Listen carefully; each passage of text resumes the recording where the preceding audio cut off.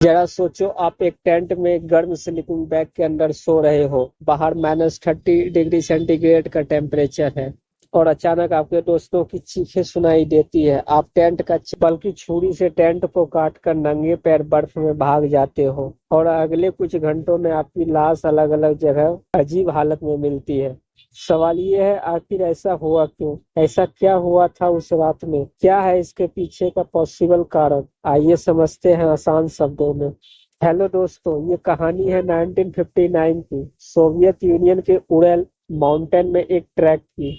आइगोर दयातलोव नाम का एक 23 साल का इंजीनियरिंग स्टूडेंट अपने 8 दोस्त के साथ एक चैलेंजिंग एक्सपेडिशन पर निकला। सब एक्सपीरियंस्ड हाइकर थे। टारगेट था ओटोटेन माउंटेन, लेकिन जो वापस आए वो सिर्फ उनके लाश के रूप में थे। सर्च टीम ने उनका टेंट ढूंढा। टेंट खुला नहीं था, काटा गया था और वो भी अंदर से। सारा सामान, खाना, कपड़े, बूट्स सब टेंट में पड़ा था। टेंट से दूर कुछ लाश नंगे पैर पाए गए। कुछ के पैर में बस सॉक थी, कुछ के हाथ जम गए थे और बाकी बॉडी अलग अलग डिस्टेंस पर मिली। Strange close. कुछ हाइकर के कपड़े में हाई लेवल का रेडिएशन था।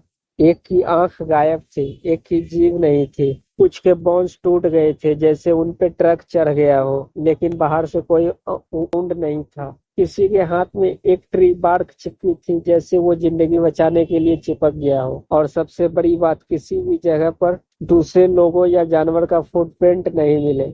तो आखिर क्या हुआ था यातलो पास में? थ्योरी हजारों हैं। पोस्टमार्टम में जो मिला वो और भी शॉकिंग था। जिनमें है पहला, हाइपोथर्मिया पैराडॉक्स। कुछ बॉडी ऑलमोस्ट नेकेड थी। साइंस में इसे पैराडॉक्सिकल अनड्रेसिंग कहते हैं। एक्सट्रीम कोल्ड में ब्रेन गलत सिग्नल देता है और इंसान कपड़े उतारने लगता है। दूसरा है ब्लूंट फोर्स ट्रॉमा। 2 हाइकर्स के चेक के अंदर से रिब्स टूटी हुई थी, जैसे किसी कार क्रैश में होती है, लेकिन बाहर से स्किन बिल्कुल ठीक थी। ये हाई प्रेशर इम्पैक्ट का साइन है, जैसे ब्लास्ट वेव। फिर तीसरा है रेडिएशन लेवल्स। कुछ कपड़ों में अनयूजुअल रेडिएशन था। ये नेचुरली नहीं होता, या तो मिलिट्री टेस्टिंग से या रेडियो एक्टिव रॉक से। और फोर्थ है no footprints of attackers. Snow में सिर्फ उनके खुद के फुटप्रिंट थे, यानी या तो उन्होंने खुद भाग लगाई या अटैक हुआ हवा में। थियोरीज। साइंटिस्ट और इन्वेस्टिगेशन ने कुछ पॉसिबल एक्सप्लेनेशन दिए। एवेलैंक थ्योरी।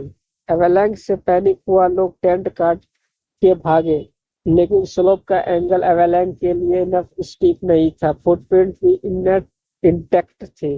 दूसरा, इंफ्रासाउंड पैनिक। माउंटेन के शेप और तेज हवा मिलकर करमान वोर्टेक्स स्टिक नाम के रेयर साउंड बनाते हैं। ये इंफ्रासाउंड इंसान के ब्रेन में पैनिक, डिसोरिएंटेशन और हेलुसिनेशन क्रिएट कर सकता है। तीसरा, मिलिट्री टेस्टिंग। उरल माउंटेन्स में उस time Soviet secret weapon test होते थे। ब्लास्ट वेव से इंटरनल इंजरीज पॉसिबल है और रेडिएशन भी एक्सप्लेन होता है। चौथा, यूएफओ ऑरेंज लाइट्स।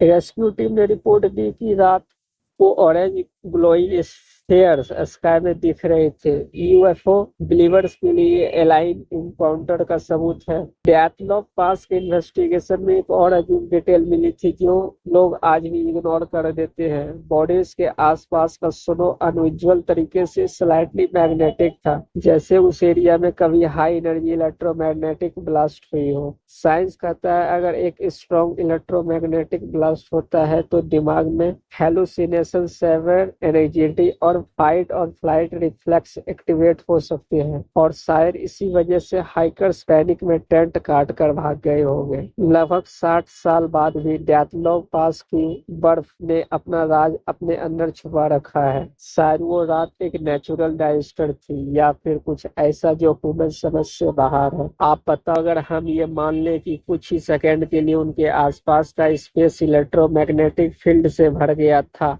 तो वो ब्लास्ट नेचुरल थी या किसी ने बनाई थी? क्या ये नेचुरल का खेल था या इंसान का सीक्रेट एक्सपेरिमेंट? अपना थ्योरी कमेंट में लिखो, क्योंकि हो सकता है आपका जवाब ही इस मिस्ट्री का क्लू बन सकता है। Thank you.